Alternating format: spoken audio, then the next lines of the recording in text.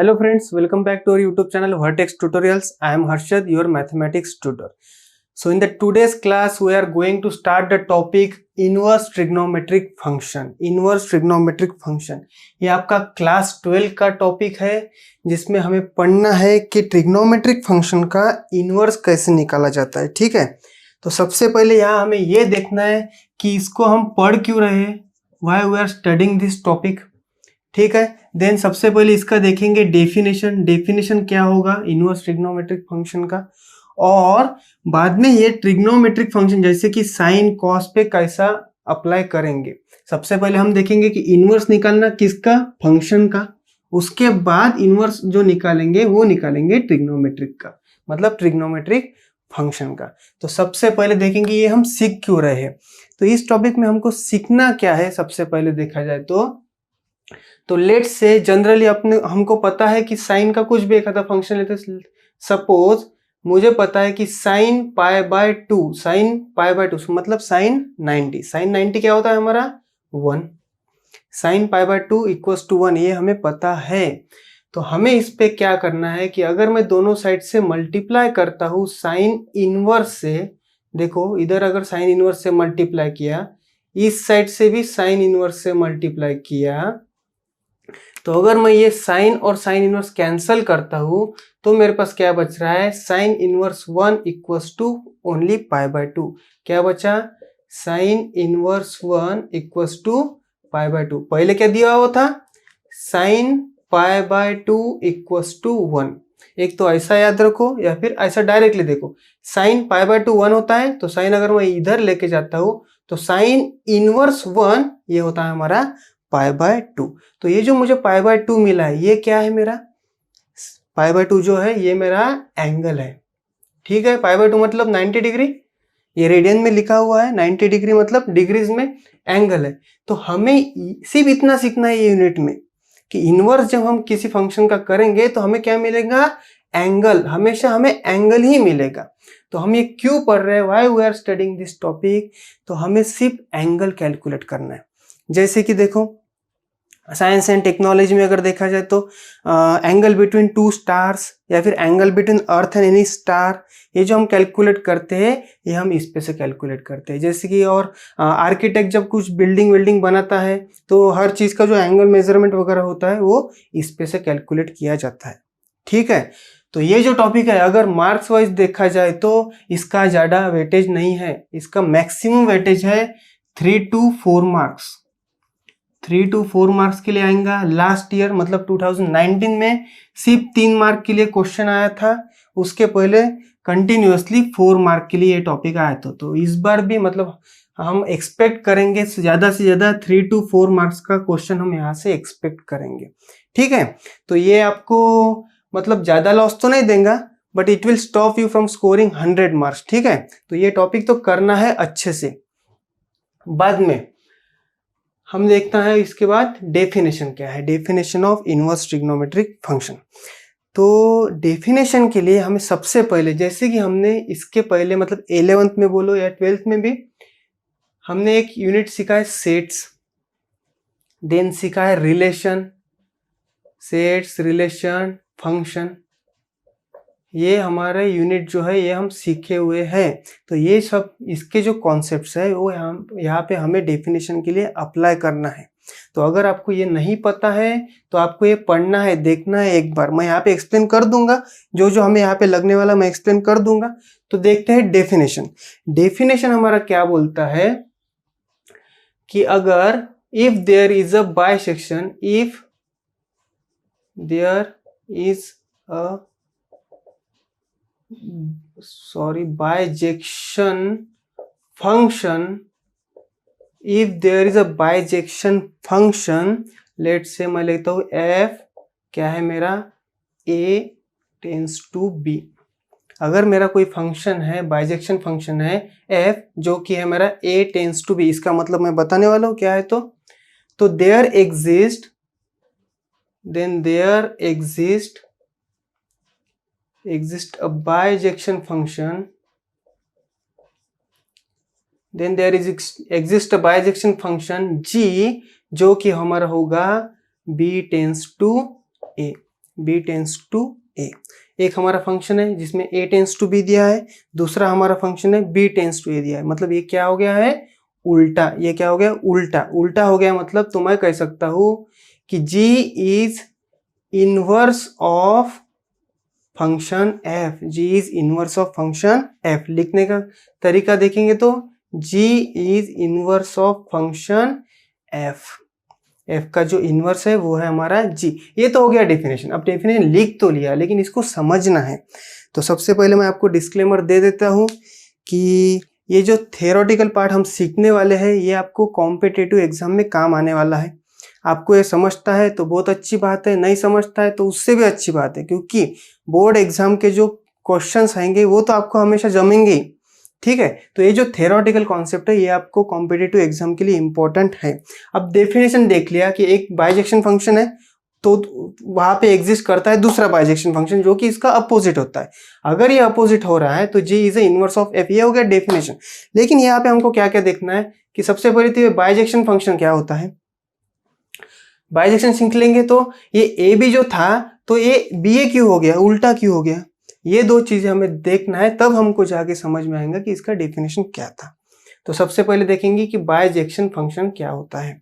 Bijection function मतलब late से मैं क्या कर रहा हूं कि कुछ लेट से हमने सेट्स में देखा है, सेट से रिलेशन टॉपिक में देखा है कि ये डोमेन क्या होता है, रेंज क्या होता है। आपको याद है डोमेन और रेंज क्या होता है? तो देखेंगे हमारे पास एक ये है डिलेमा। डिलेमा का मतलब क्या होता है कि ऐसी सिचुएशन जहां पे आपको कुछ चूज करना है, ऐसी सिचुएशन जहां पे आपको ऑप्शंस दिए हुए हैं, आपको कुछ तो भी उस पे से कंक्लूजन निकालना है। तो बाइजेक्शन सीख रहे हैं हम लोग पहले, तो सबसे पहले देखेंगे डिलेमा क्या है। डिलेमा मतलब हमारे पास एक ऐसी सिचुएशन है कि फॉर इनवर्स टू एग्जिस्ट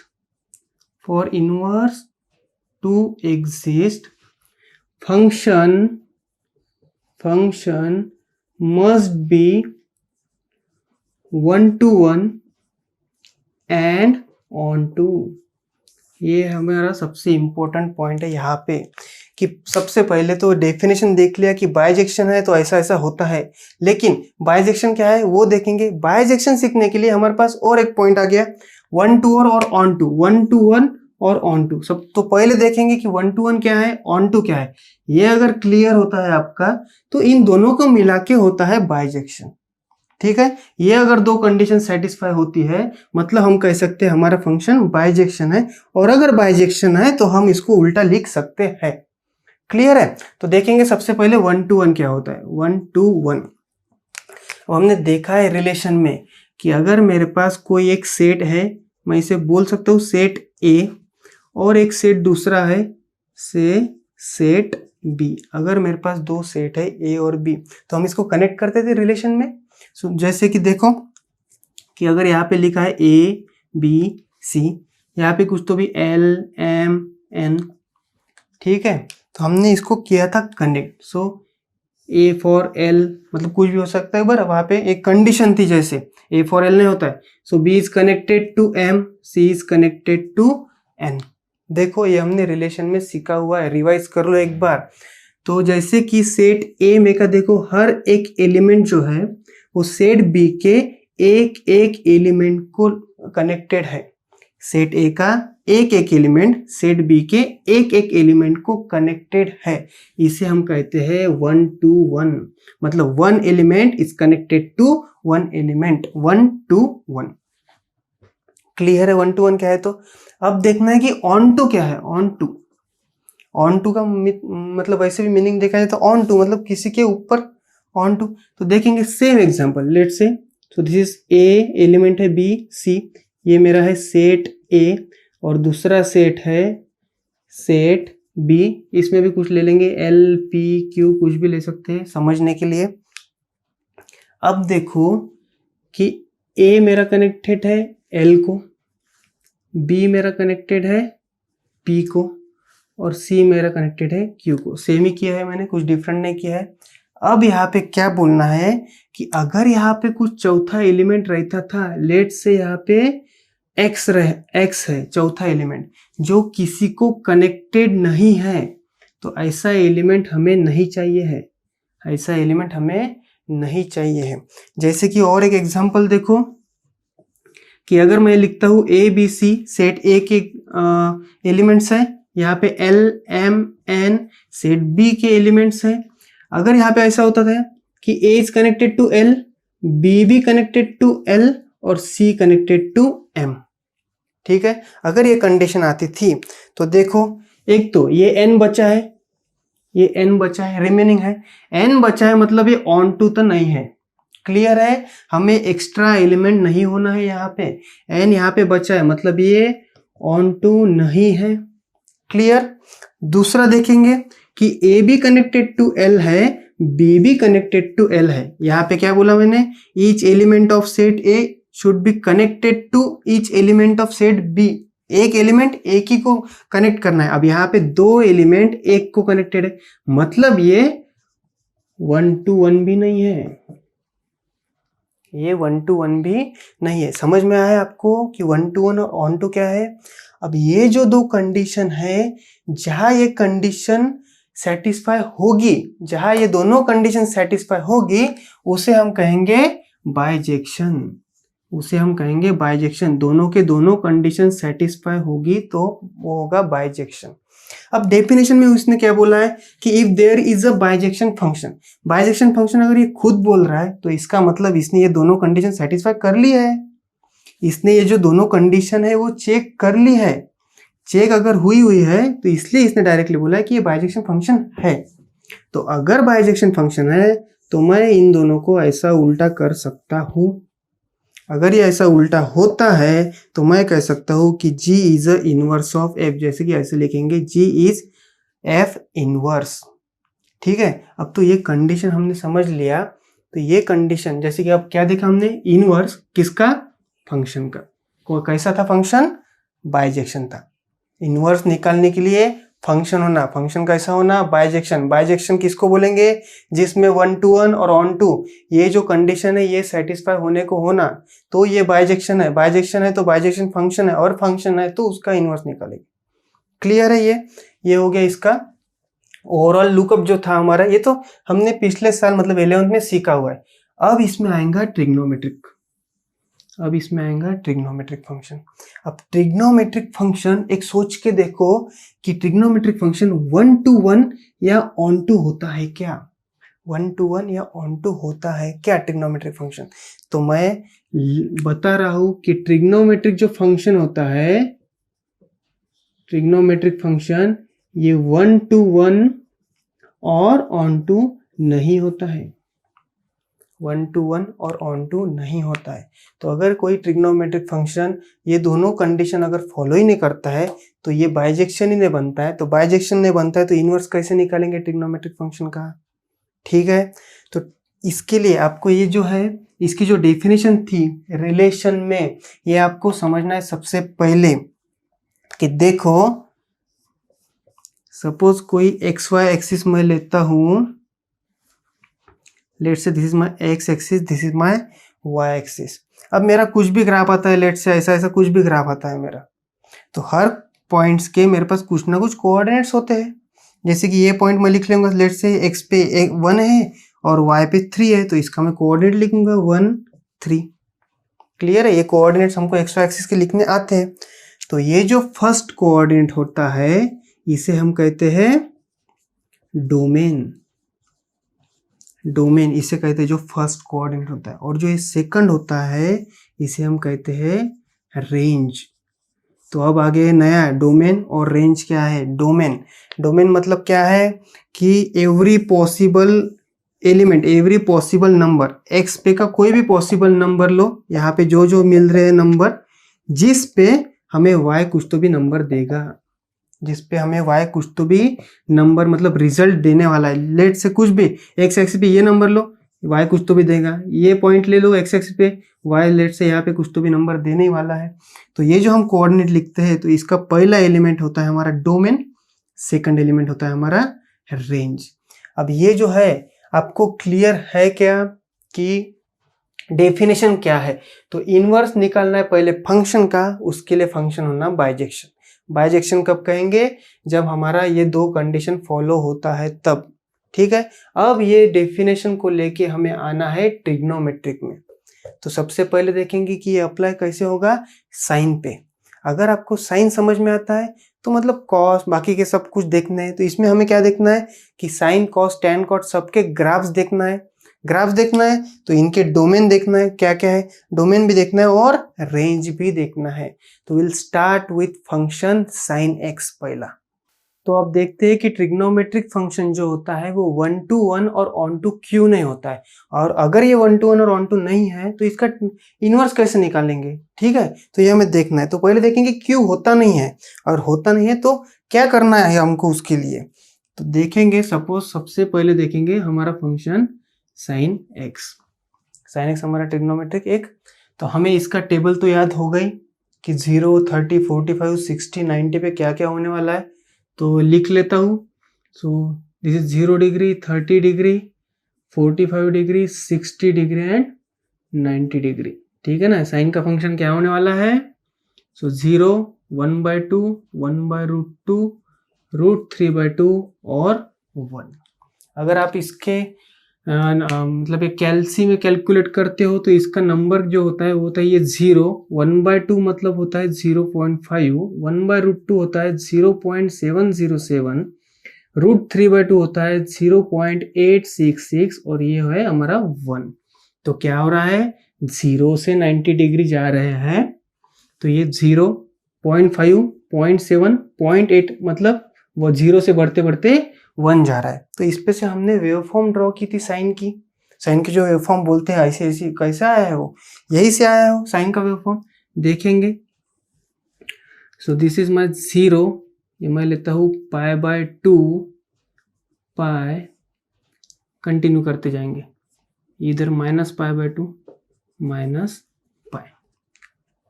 तो देखो, जब मेरा 0 पे है, एक्स एक्सिस पे मेरे एंगल है, यहाँ पे रेडियन में लिखे है, कैसे भी लो, अज्यूम करो, कुछ प्रॉब्लम नहीं है। 0 जब है, 0 के लिए क्या है 0, मतलब यही पॉइंट आने वाला है, क्लियर है। देन 30 डिग्री, 30 डिग्री के लिए 0.5, अब यहाँ पे मैं 1, -1 बीच में कहीं तो भी 0.5 आएगा, -0.5 यहाँ पे, 0.5 यहाँ पे। तो देखो 30 डिग्री के लिए क्या है 0.5, 30 डिग्री कहीं पे यहाँ पे होगा, 30 डिग्री के लिए 0.5 है। देन 45 के लिए 0.7 है, 45 कहीं पे यहाँ पे आएगा, सो 0.7। देन 60 डिग्री के लिए 0.866, यहाँ पे 60 कहीं तो भी यहाँ पे आएगा, 0.666। और देन 90 डिग्री के लिए क्या है 1, ये जो π/2 मतलब 90 के लिए क्या है 1। तो ये जो हमारा वेवफॉर्म बन रहा है ये बन रहा है ऐसे। अब यही वेवफॉर्म कंटिन्यू अगर करते हैं तो ये हमारा बाद में नीचे उतरेगा ऐसा, π/2 पे हमारा आ रहा है 1, बाद में नीचे उतरेगा और यही वेवफॉर्म यहाँ पे ऐसा कंटिन्यू हो जाएगा। तो ये हमने जो वेवफॉर्म है 11th में सीखा हुआ है कैसा ड्रॉ करना है, तो क्लियर है। अब यहाँ पे हमको क्या सीखना है कि मैं जो बोल रहा हूँ कि जो ट्रिग्नोमेट्रिक फंक्शन जो होता है वो हमारा 1 to 1 और ऑन टू नहीं होता है। क्यों नहीं होता है देखते। तो अब देखो कि मैंने क्या बोला था, डोमेन क्या रहता है मेरा, ऑल पॉसिबल वैल्यूज। ये आपको समझना है, ये हमारा रिलेशन चैप्टर में हुआ है, ठीक है। देन डोमेन, बाद में था हमारा रेंज, ठीक है। तो डोमेन और रेंज हम लिखते हैं कोऑर्डिनेट के जैसे ऐसा। तो मैं इसको लिख सकता हूँ क्या कि देखो, जब मेरा 30 डिग्री था, 30 डिग्री के लिए क्या था मेरा 0.5, मतलब 30 डिग्री ऐसा लिखो या रेडियन में लिखो, नो प्रॉब्लम। 30 डिग्री के लिए था 0.5।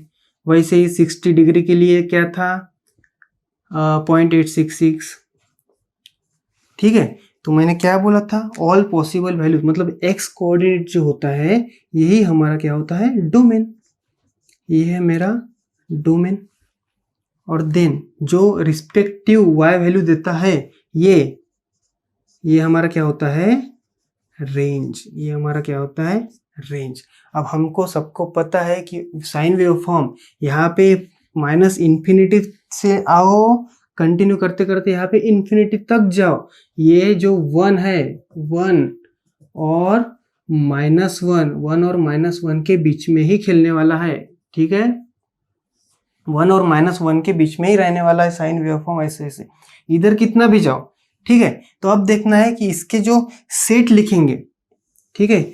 सपोज ये मेरा सेट ए है और ये है मेरा सेट बी, सेट बी। तो जैसे डोमेन और रेंज ब्रैकेट्स में ऐसा लिखते हैं, सेट्स के फॉर्म में कैसा लिखेंगे, यहां से यहां कनेक्ट करते हैं हम लोग। तो इसमें सेट ए में क्या रहेगा, मतलब ये रहेगा मेरा डोमेन, और सेट बी मतलब मेरा रहेगा रेंज, डोमेन और रेंज। अब देखो साइन वेवफॉर्म में अगर साइन जीरो क्या है, 0। देखो π/2 के लिए 1 है, π/2 के लिए 1 है, पाई के लिए 0, पाई के लिए भी 0। यहाँ पे 2 पाई जाओ या फिर माइनस पाई जाओ, 2 पाई जाओ, 3 पाई, कहीं पे भी n पाई चले जाओ, n पाई पे साइन क्या होता है, 0 ही होता है। तो देखो 0 के लिए भी 0, पाई के लिए भी 0, माइनस पाई के लिए भी 0, 2 पाई के लिए भी 0, ठीक है। π/2 के लिए 1 है, क्लियर है। जैसे ही 3 π/2 आता था, यहाँ पे 3 π/2 आता था, तो इसके लिए -1 है, ठीक। तो यहाँ पे हम क्या देखेंगे कि यहाँ पे कोई एलिमेंट छूट तो नहीं रहा है, कोई एलिमेंट छूट रहा है क्या, कोई। अब यहाँ पे आप ऐसा नहीं कि भाई मैं 2 लिख लेता हूँ और ये 2 तो छूट रहा है। मुझे पता है कि साइन वेवफॉर्म 1 और -1 के बीच में ही रहने वाली है। यहाँ पे ये जो 2 आने वाला है, अब ये 2 यहाँ पे मत लिख लेना, क्लियर है। तो ये 2 तो नहीं आएगा, मतलब यहाँ पे एक भी जो एलिमेंट है वो खाली बचेगा नहीं, ये क्लियर है। लेकिन ये कंडीशन देखो कि 1 to 1 में क्या बोला था कि 1 to 1 मतलब एक एलिमेंट एक सेट का दूसरे सेट के एक ही एलिमेंट के साथ कनेक्ट होना। यहाँ पे ये 3-4 भी एलिमेंट, ये देखो पाई, माइनस पाई, 2 पाई, 3 पाई भी, 4 पाई भी, 7 पाई भी, 10 पाई भी, 100 पाई भी, ये हमेशा 0 ही रहेगा। तो इसीलिए मैं बोल रहा हूँ कि जो हमारा ट्रिग्नोमेट्रिक फंक्शन होता है ये हमारा 1 to 1 बोला था कि 2 कंडीशन अगर सेटिस्फाई होता है तो हम उसको कहते हैं बाइजेक्शन। बाइजेक्शन अगर है तो इनवर्स निकाल सकते हैं।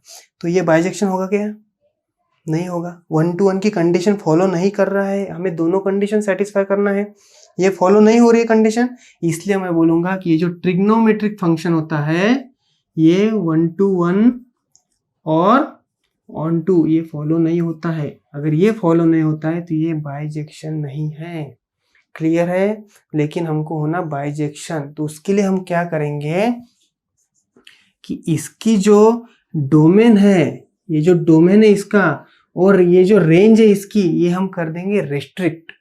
रेस्ट्रिक्ट मतलब दबा देंगे उसको कि इसके बाहर तो जाना ही नहीं है, एक रेस्ट्रिक्शन उस पर डाल देंगे ताकि सेट ए का जो भी एलिमेंट्स मैं यहाँ पे लिखूंगा सेट बी के एक एक ही एलिमेंट को कनेक्टेड रहेगा। हो गया मेरा 1 to 1।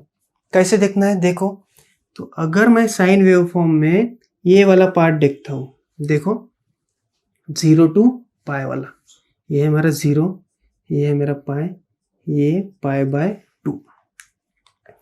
अब यहाँ पे अगर मैं सपोज, ठीक है, ये 0 डिग्री है, इसके आगे कहीं तो भी ये पे 30 होगा, 60 होगा, 75 होगा, 80 होगा, बाद में ये 90 है, 90 के बाद में 120 होगा, 150 होगा, 170 होगा, कहीं पे तो भी ये पाई मतलब 180 है, ठीक है। ऐसे अगर हम लोग जा रहे हैं, ये हमारा x एक्सिस, ये हमारा y एक्सिस।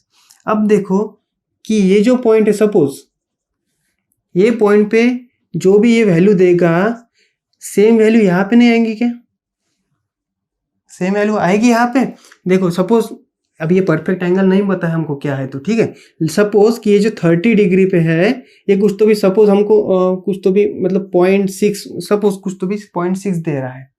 तो ये हम जब आगे बढ़ते जाएंगे तो हो सकता है 175, 165 कहीं पे तो भी ये 0.6 ही देगा। देखो दो वैल्यू पे सेम नंबर देगा। ऐसे ही देखो यहाँ पे भी सेम वैल्यू देगा, यहाँ पे भी सेम वैल्यू देगा कि नहीं, यहाँ पे हर जगह पे ये सेम वैल्यू देगा। मतलब अगर इसको भी वापस ऐसा इस फॉर्म में लिखते हैं तो क्या लिखूंगा मैं कि सपोज 0, 30 डिग्री, 65 डिग्री, यहाँ पे 170 डिग्री, 175 डिग्री, कुछ तो भी, तो यहाँ पे कुछ तो भी जो नंबर लेट से मैंने 0.6 लिया था, अब देखो सपोज ये 30 या 35 पे कहीं पे भी ये मुझे 0.6 दे रहा है, तो ये भी 0.6 देगा।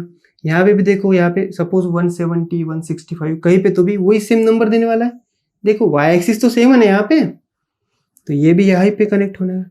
तो ये अगर दो नंबर सेम नंबर दे रहे हैं तो हो गया कि ये 1 to 1 नहीं हो रहा है फिर से। ये क्लियर है आपको कि ये अगर मैं पार्ट लेता हूँ और x के कुछ भी नंबर लेता हूँ रैंडमली, तो y जो है मेरा कहीं ना कहीं पे सेम नंबर देने वाला है। देखो यहाँ पे सेम नंबर आने वाला है। क्लियर है? तो ये मेरा 1 to 1 नहीं देगा। अब इसको 1 to 1 बनाने के लिए क्या करना पड़ेगा, कुछ दूसरा पार्ट देखते हैं वेवफॉर्म का। वेवफॉर्म का दूसरा पार्ट देखते हैं। लेट्स से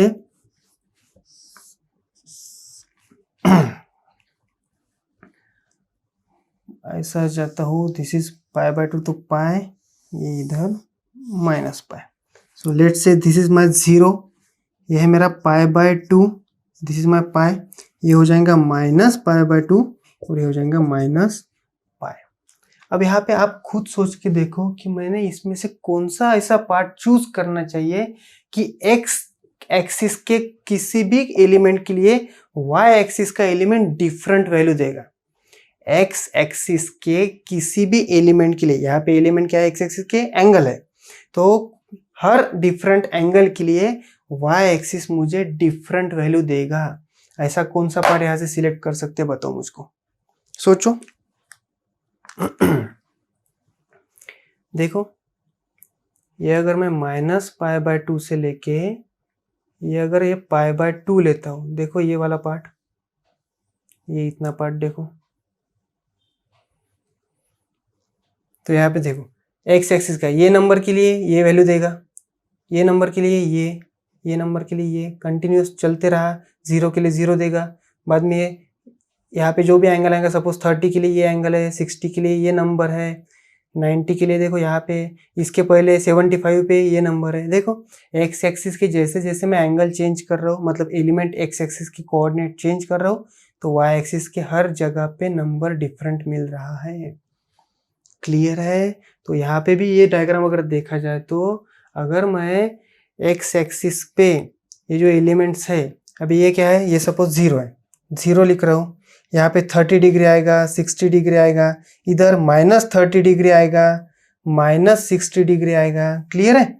यहाँ पे एक्सिस पे एलिमेंट्स, ठीक है। उसी तरह से ये एक्स एक्सिस हमको तो पता है कि ये मैक्सिमम 1 तक जाएगा, मिनिमम -1 तक जाएगा। देखो ये -1 और ये 1 के बीच में रहने वाला है साइन।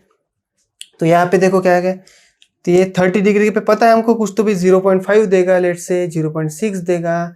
वो जैसा इधर इधर जा रहा है हमारा एंगल, तो 0.8 देगा, यहाँ पे π/2 पे 1 देगा। इसी तरह उल्टा अगर जाते हैं तो देखो, उल्टा अगर जाते हैं तो -30 के लिए -0.5 देगा, बराबर है कि नहीं, -0.5 देगा। यहाँ पे -60 डिग्री होगा, -60 के लिए माइनस कुछ तो भी 0.7 देगा, -0.7 देगा। अब यहाँ पे कनेक्ट करके देखो पर ये हर एलिमेंट अलग अलग नंबर दे रहा है कि नहीं, ये आप खुद ट्राई करके देखो कि ये जो 0 है, बाद में 30 डिग्री, 60 डिग्री, 65 डिग्री, 70, 75, 80, ये 90, इधर जा रहे तो 0, -30, -60, -70, -75, -90। उसी तरह ये जो है y एक्सिस के एलिमेंट देखो कि ये 1 और -1 के बीच में देने वाला है। देखो तो ये 0, 0.5, 0.6, 0.7, 0.8, 0.9, 1। इसी तरह इधर -0.5, -0.6, 7, 8, 9, 1, -1। ठीक है, तो हर एलिमेंट मतलब हर possible value of x coordinate के लिए मुझे नया वैल्यू मिल रहा है y कोऑर्डिनेट का, जिसे हम कहते हैं, यहाँ पे इसको क्या करेंगे, डोमेन। x एक्सिस जो एलिमेंट होते हैं डोमेन बोलते हैं हम उसको, और y एक्सिस पे जो हम वैल्यू देते हैं उसको क्या बोलते हैं, रेंज। अब देखो ना, यहाँ पे कोई ज्यादा का एलिमेंट बचा है, ज्यादा का एलिमेंट बचेगा क्या, वहाँ पे नहीं बचेगा। आप एक एक एलिमेंट के एक एक नंबर डिराइव करके देख सकते हो, यहाँ पे एक भी एलिमेंट बचेगा नहीं, मतलब ये ऑन टू फॉलो करेगा। देन देखो हर चीज के लिए अलग अलग अगर वैल्यू अगर ये मेरे को दे रहा है, इसका मतलब ये 1 to 1 भी है। आप यहाँ पे देख लो किसी भी चीज के एक्स एक्सिस के कोई भी नंबर के लिए, कोई भी एंगल के लिए वाई एक्सिस मुझे सेम नंबर देगा ही नहीं। तो मतलब ये 1 to 1 भी हो गया, 1 to 1 भी हो गया और ऑन टू भी हो गया। कैसे किया इसको? मैंने क्या किया? रेस्ट्रिक्ट किया। इसके बाहर नहीं निकलना है। देखो इसके बाहर यहाँ पे अगर आया तो देखो ये सेम वैल्यू देगा। जो भी सपोज ये π/2 पे 1 है तो सपोज यहाँ पे सपोज 89 डिग्री पे कुछ तो भी होगा ना, 1 से थोड़ा छोटा, ये यहाँ पे देने वाला है नंबर। इसके अगर रेंज के बाहर ये निकला तो वैल्यू रिपीट होगा। तो हमें वैल्यू रिपीट नहीं होना है तो इसको हमने क्या किया? रेस्ट्रिक्ट। अब ये रेस्ट्रिक्शन -π/2 तो से π/2 तक ही है क्या? नहीं, देखो अगर ये कंटिन्यू भी करते हैं, दिस इज पाई, ये आएगा 3π/2, ये आएगा 2π, देन यहाँ पे आएगा 5π/2। तो ये 3π/2 से लेके 5π/2 तक देखो, ये देखो यहाँ पे भी आप इसको रेस्ट्रिक्ट अगर करते हैं 3π/2 से लेके 5π/2 तक, यहाँ पे भी देखो हर एंगल के लिए डिफरेंट वैल्यू देने वाला है। या फिर इधर से भी आके देखो, सो दिस इज -π/2 से लेके यहाँ पे -3π/2 आने वाला है। तो ये देखो -3π/2 मतलब यहाँ से लेके ये -π/2 तक, ये पॉइंट पे भी देखो अगर मैं यहाँ पे इसको रिस्ट्रिक्ट करता हूँ तो एक्स एक्सिस के हर एक कोऑर्डिनेट के लिए वाई एक्सिस मुझे डिफरेंट वैल्यू देगा। आप यहाँ पे कोई भी एक ब्रांच सिलेक्ट कर सकते हो, ठीक है। तो ये जो मैंने सिलेक्ट की हुई ब्रांच है -π/2 to π/2, इसे हम कहते हैं प्रिंसिपल ब्रांच, इसे हम कहेंगे प्रिंसिपल, जिसमें ये रेस्ट्रिक्ट किया हमने, जिसमें हमको ये ऑन टू और 1 to 1 मिला, वो जो ब्रांच थी हमें इसको कहना है प्रिंसिपल ब्रांच, ठीक है। और बाकी के जो ब्रांचेस है जहां पे वैल्यू रिपीट होने वाली थी, जो हमारे कुछ काम के नहीं है, उसे हम कहेंगे नॉर्मल ब्रांच, नॉर्मल बोल लो या फिर जनरल ब्रांच, जो जनरली है हमारी ब्रांच, ठीक है। प्रिंसिपल ब्रांच क्या होगी? जो जिसमें हमने रेस्ट्रिक्शन डाला, जो ये था -π/2 से लेके π/2 का ये जो हमारा एंगल था, इसे हम कहेंगे प्रिंसिपल ब्रांच, जिसमें हमें इसने 1 to 1 और ऑन टू ये जो कंडीशन थी सेटिस्फाई की, उसे हम बोलेंगे प्रिंसिपल ब्रांच, और बाकी ब्रांचेस को बोलेंगे नॉर्मल ब्रांच। अब बताओ मुझको कि साइन में ये जो साइन फंक्शन हम लोग देख रहे हैं ट्रिग्नोमेट्री का, जो हमको 1 to 1 और ऑन टू ये नहीं दे रहा था, तो हमने क्या किया? उसको रेस्ट्रिक्ट किया और हमने इसको 1 to 1 और ऑन टू बनाया। अगर ये दो कंडीशन हमारी फॉलो हो गई, सेटिस्फाई हो गई, तो ये बाइजेक्शन बना कि नहीं बना? और अगर ये बाइजेक्शन बना है तो हम इसका क्या करेंगे? इनवर्स निकालेंगे, ठीक है। इनवर्स निकालेंगे। इनवर्स में अब देखना है सबसे पहले कि हमने डेफिनेशन में देखा क्या था। डेफिनेशन में क्या देखा था? जो हमने वो वहाँ पे डेफिनेशन देखा था, अब उसका अच्छे से मतलब समझ लेंगे। अगर मतलब समझता है तो फिर साइन के लिए हम ये डिजाइन करेंगे कि इनवर्स हम इसका कैसे निकालेंगे, ठीक है।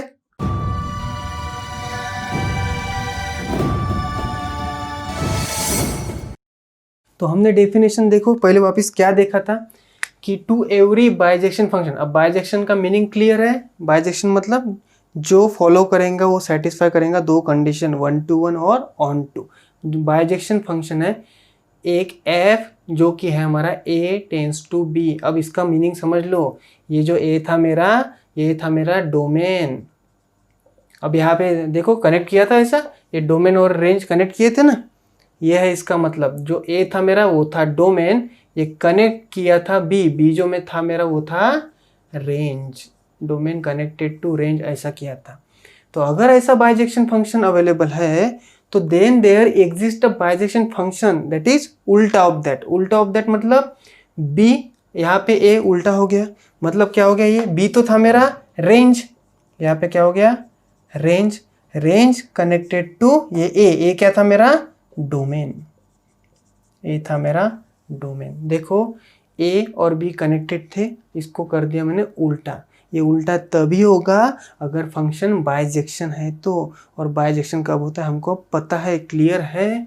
तो अगर ऐसा होता है तो मैं क्या बोल सकता हूँ कि g जो है मेरा is a inverse of f, that is g equals to f inverse, g equals to f inverse. अब हमने देखा कि साइन में क्या क्या किया था हमने साइन में।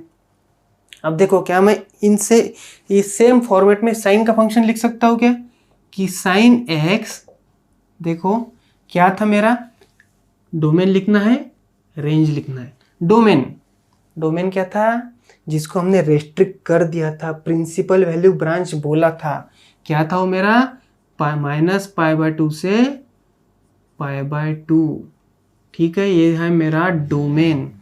अब ये डोमेन देखो, ये स्क्वायर ब्रैकेट क्यों है, रिमेंबर सेट्स। क्या बोला था, ये अगर इंक्लूड है तो -π/2 और π/2 इंक्लूड होता है वो रेंज में, इसीलिए यहाँ पे स्क्वायर ब्रैकेट है। क्लियर। देन रेंज क्या था, देखो सेम एरो रेंज क्या था, अब तो पता ही है कि साइन का जो वेव फॉर्म होता है वो मैक्सिमम 1 तो मिनिमम -1 होता है। क्लियर है, तो -1 से 1, इसको भी मैं स्क्वायर ब्रैकेट दे रहा हूँ कि -1 इंक्लूडेड है, और इनके बीच में कोई भी वैल्यू देख लो, किसी ना किसी इनके बीच में के एंगल में इनके बीच में की वैल्यू मिलने ही वाली है। क्लियर है, मतलब ना कोई एलिमेंट बचने वाला है और ना एलिमेंट कोई एक ज़्यादा नंबर को कनेक्ट होने वाला है, 1 to 1 और 1 to, क्लियर है ना। तो ये हो गया मेरा डोमेन, ये हो गया मेरा रेंज। अगर ये फंक्शन, अब इसको तो देख लिया कि ये तो बाइजेक्शन था ना, बना लिया उसको बाइजेक्शन। तो अगर ये बाइजेक्शन है तो इसका उल्टा, मतलब मैं क्या लिख रहा हूँ, साइन इनवर्स एक्स। अब इसके लिए क्या लिखूंगा, ये क्या करना है हमको, उल्टा। यहाँ पे आ जाएगा रेंज -1 to 1, एरो यहाँ पे आ जाएगा डोमेन -π/2 to +π/2। देखो यहाँ पे ए भी था, बी ए हो गया था, मतलब डोमेन रेंज उल्टा हो गया था, तो डोमेन रेंज हो गया उल्टा। सो this is domain, this is range. इसको क्या करना है, डोमेन को बनाओ रेंज को बनाओ डोमेन। कब, लेकिन बाइजेक्शन है तो, बाइजेक्शन है मतलब दो कंडीशन फॉलो करता है तब सिर्फ। ठीक है, तो इस प्रकार से हमने देखा कि साइन को मैं इसका इन्वर्स निकाल सकता हूँ। तो अगर मैं in the form of X Y elements अगर देखता हूँ, तो अगर आप बोलते हैं कि y equals to sine X, तो ये साइन को मैं इधर लेके आ सकता हूँ, क्या हो जाएगा, sine inverse y equals to x। Clear है, ये था हमारा डेफिनेशन, मतलब ऐसा हमें लिखना है, ऐसा हम डिनोट करते हैं इनवर्स को। लेकिन ये लिखने का तरीका आप ऐसा डायरेक्ट भी कर सकते हो, या फिर देखो कि y इक्वल्स टू, जब ये साइन x था, ठीक है, तो मैंने दोनों साइड से साइन इनवर्स से मल्टीप्लाई किया। Suppose sine inverse y equals to sine inverse sine x। ठीक है, तो ये sine inverse y as it is बचा, sine inverse y equals to, और ये जो इनवर्स और ये सिंपल वाला जो होता है कैंसल, मतलब सिर्फ बचता है यहाँ पे x। देखो बोथ आर सेम।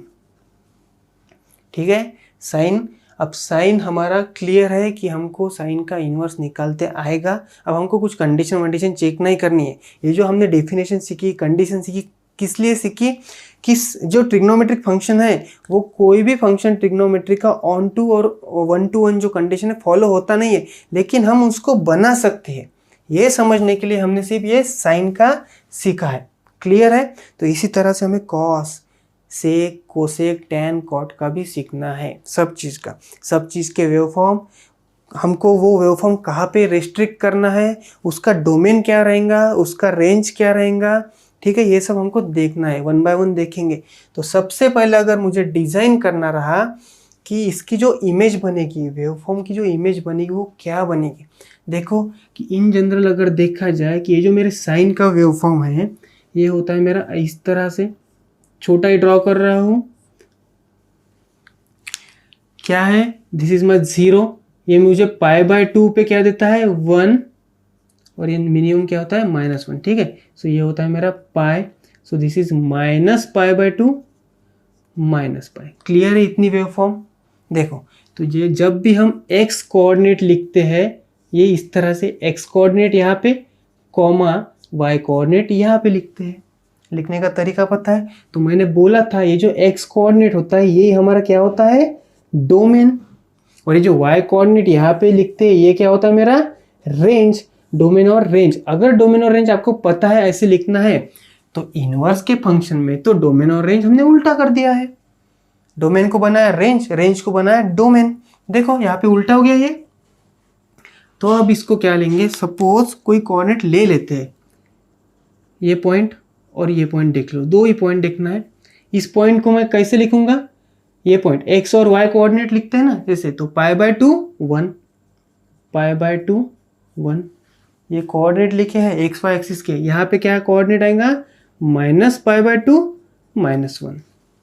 ठीक है, तो यहाँ पे ये हो गया मेरा डोमेन, ये हो गया मेरा रेंज, यहाँ पे ये हो गया डोमेन, ये हो गया रेंज। अब इनवर्स में क्या करना है, डोमेन और रेंज करना है उल्टा।